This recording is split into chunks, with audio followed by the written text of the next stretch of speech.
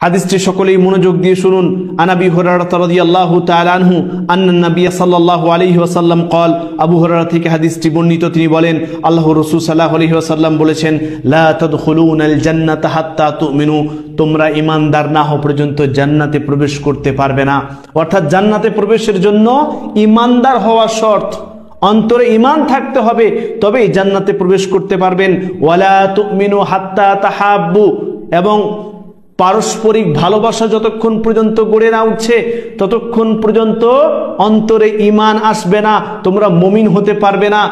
এবার পারস্পরিক ভালোবাসা কিভাবে বাড়বে সে সম্পর্কে আল্লাহ রাসূল সাল্লাল্লাহু আলাইহি ওয়াসাল্লাম তিনি বলছেন, আওয়ালা আদুল্লুকুম আলা শাইইন ইযা ফাআলতুমুহু তাহাব্বাবতুম, আমি কি তোমাদেরকে এমন একটি কাজের কথা বলবো না, এমন একটি আমলের কথা বলবো না, যে আমলটি করলে, যে কাজটি করলে আপসে ভালোবাসা বাড়বে।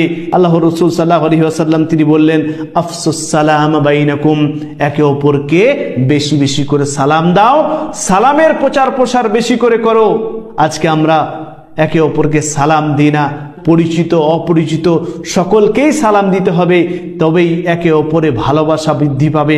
তাই আমাদের উচিত যে আমরা যখনই কাউকে দেখা হবে তখন সালাম দিব, সে পরিচিত হোক বা অপরিচিত, পরিচিত অপরিচিত সকলকেই সালাম আমরা ইনশাআল্লাহ দেওয়ার চেষ্টা করব।